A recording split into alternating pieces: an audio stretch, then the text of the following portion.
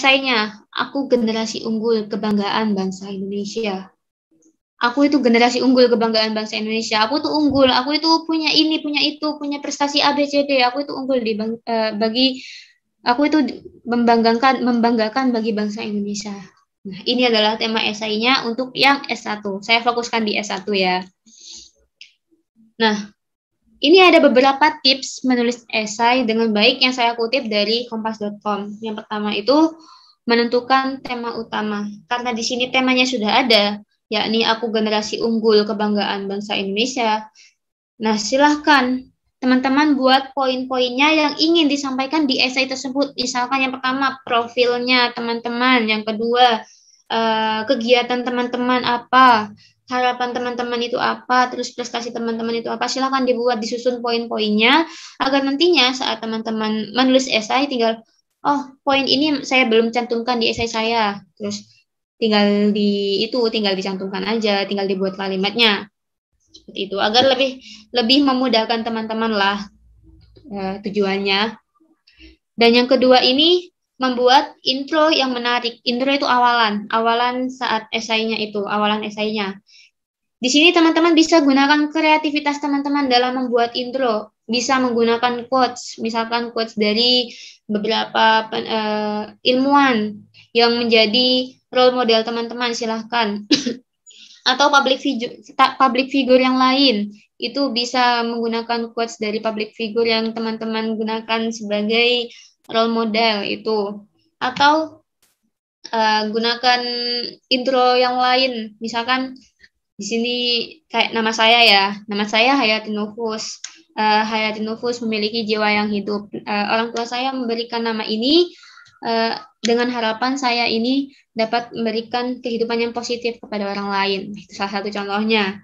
Nanti itu bisa nyambung ke topik-topik, ke poin-poin esai yang lain. Bisa seperti itu. Atau ya sesuai kreativitas teman-teman lah.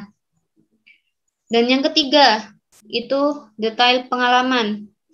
Teman-teman ceritakan pengalaman yang menurut teman itu adalah prestasi yang baik, aktivitas positif di masyarakat atau ya di lingkungan sekitar, di kampus. Silakan ceritakan pengalamannya apa saja. Mungkin pernah mengikuti program volunteer ke luar pulau. Di sana saya menemukan saya berbagi dengan teman-teman di sana, mungkin berbagi pengalaman di sana, atau saya mencoba mengajar, menjadi tenaga pengajar di sana, silahkan. Atau pernah mengikuti kegiatan yang lain yang positif ya, yang pastinya itu. Lalu prestasi, mungkin teman-teman pernah mengikuti lomba, misalkan saya pernah mengikuti lomba kompetisi sains nasional hingga tingkat nasional. Di situ saya mendapatkan medali emas. Silahkan ceritakan. Di situ adalah esai adalah tempat teman-teman untuk personal branding seperti itu. Yang pastinya personal brandingnya itu ya sesuai dengan fakta yang ada. Karena apa? Nantinya kan juga di cross check sama berkas-berkas yang teman-teman upload kayak itu apa sertifikat atau SK atau surat keterangan kalau teman-teman ini benar-benar mengikuti organisasi ini atau pernah menjadi volunteer di kegiatan ini seperti itu. Jadi jangan sampai ada kebohongan di esai teman-teman. Takutnya nanti saat wawancara ditanyakan, teman-teman malah bingung. Nah, kapan saya menuliskan ini? Ternyata teman-teman hanya menambah-nambahkan di esainya seperti itu. Yang keempat, berikan kunci yang relevan. Maksudnya di sini adalah keinginan berdasarkan detail pengalaman sebagai kunci inspirasi. Di sini kan tadi teman-teman sudah membuat menceritakan tentang pengalaman teman-teman itu. Nah, di poin nomor 4 ini maksudnya adalah teman-teman ini membuat kunci inspirasi. Harapan teman-teman ke depannya itu gimana? Misalkan teman-teman pernah mengikuti kompetisi sains nasional hingga nasional gitu. Nah, kedepannya saya ingin menjadi bagian yang dapat membantu adik-adik SMA yang kemudian nanti bisa lolos ke tahap internasional seperti itulah. Silahkan buat kunci yang relevan terkait apa harapan teman-teman itu seperti itu. Dan yang terakhir adalah revisi ulang. Revisi ulang ini penting. Saya waktu membuat esai itu cukup lama. Karena apa? Ya yang pertama saya itu misalkan ya kayak pagi gitu saya upload upload berkas pendaftaran, kayak berkas-berkas yang lain. Nah, malam itu saya gunakan untuk membuat esai. Misalkan sudah dibuat ya esainya, itu perlu dikoreksi lagi. Ini kalimatnya sudah baku atau tidak, sesuai KBBI atau tidak. Lalu penulisan huruf besar, huruf kecil, apakah sudah sesuai atau tidak, seperti itu. Apakah ceritanya itu esainya sudah runtut atau tidak. Nah, silahkan itu direvisi berulang-ulang. Saya itu butuh waktu kurang lebih 1 minggu apa ya, pokoknya lebih dari 3 hari lah gitu saya membuat esai itu sekaligus sama revisi-revisinya gitu. Jadi itu penting, apalagi sekarang masa pendaftarannya itu cukup panjang dari tanggal 1 Juli sampai 15 Agustus. Mungkin teman-teman di sini ada yang sudah mendapatkan informasi dan sudah menyiapkan berkas, sudah ada berapa yang diupload berkasnya, kan tinggal membuat esai dan melengkapi berkas yang lain. Itu waktunya digunakan dengan baik, jangan sampai membuang-buang waktu untuk dalam melengkapi berkas pendaftaran ini. Seperti itu. Lalu, setelah lolos beasiswa unggulan, apa yang harus saya lakukan? Silahkan berikan kontribusi terbaik teman-teman kepada lingkungan sekitar. Misalkan di sini teman-teman sukanya ikut kompetisi, silahkan ikuti kompetisi kalau bisa sampai mendapatkan medali. Mungkin di sini teman-teman ada yang suka mengikuti organisasi, silahkan ikuti organisasi sebanyak-banyaknya, tapi tetap jaga IPK-nya, jangan sampai IPK-nya itu tidak memenuhi persyaratan dari beasiswa unggulan, karena dari beasiswa unggulan ini ada minimal IPK yang harus dipertahankan, seperti itu. Kalau misalkan IPK-nya kurang dari yang dipersyaratkan oleh beasiswa unggulan, akan mendapatkan surat peringatan.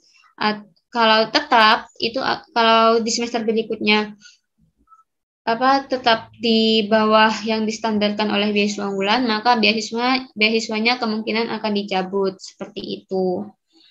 Lalu juga perhatikan kontraknya ketika nanti teman-teman lolos beasiswa unggulan. Teman-teman akan diminta terlebih dahulu sebelum menandatangani kontrak, membaca kontraknya, apa hak teman-teman, apa kewajiban teman-teman sebagai awardee, seperti itu. Lalu nanti baru di akhir akan diminta menandatangani di atas materai, seperti itu. Nah, segera daftarkan dirimu tanggal 1 Juli sampai 15 Agustus 2021. Informasi pendaftaran, informasi persyaratan dan pendaftarannya bisa diakses di beasiswaunggulan.kemendikbud.go.id. Dan media sosial, di sini ada media sosialnya Puslabdik, silakan di-follow. Di sana banyak informasi-informasi tentang beasiswa unggulan juga ada, terus program lain dari Puslabdik seperti KIP kuliah juga diinformasikan di situ. Lalu untuk beasiswa unggulan sendiri, kami ada beberapa komunitas di Jawa Timur, di tingkat Jawa Timur itu ada BU Jawa Timur. Lalu kalau yang di Surabaya itu ada beasiswa unggulan Surabaya, ada juga yang akunnya dari beasiswa Malang, ada yang dari Jember, itu Kediri Raya juga ada. Silahkan di-follow agar tidak ketinggalan informasi, seperti itu. Nah, yang sebelah kanan saya ini adalah ada foto saat tahun 2021 kemarin, ya tahun ini 2021 bulan Februari kemarin, itu ada kegiatan pertemuan Monef lah kalau saya bilangnya itu Monef. Di situ kami diundang awardee beasiswa unggulan beberapa, tapi diseleksi sih, ini hanya beberapa yang diundang untuk menghadiri Monef yang diadakan oleh pihak beasiswa unggulan di salah satu hotel di Surabaya, seperti itu. Sekian dari saya, selanjutnya saya kembalikan ke Mbak moderator yang cantik. Baik, terima kasih Mbak Atin atas pemaparan materi mengenai tips dan trik dalam mendapatkan beasiswa unggulan. Sungguh luar biasa dan memotivasi kita semua untuk mendapatkan hal yang serupa. Baik, peserta dan teman-teman panitia yang ingin bertanya, saya akan membuka sesi tanya-jawab. Kepada audiens yang ingin bertanya, silahkan gunakan fitur raise hand, kemudian setelah saya persilahkan untuk bertanya, bisa menyalakan mikrofon dengan menyebutkan nama dan pertanyaannya. Atau bisa juga bagi peserta yang terkendala jaringan, gunakan kolom chat box yang ada di bawah, nanti akan saya bantu bacakan.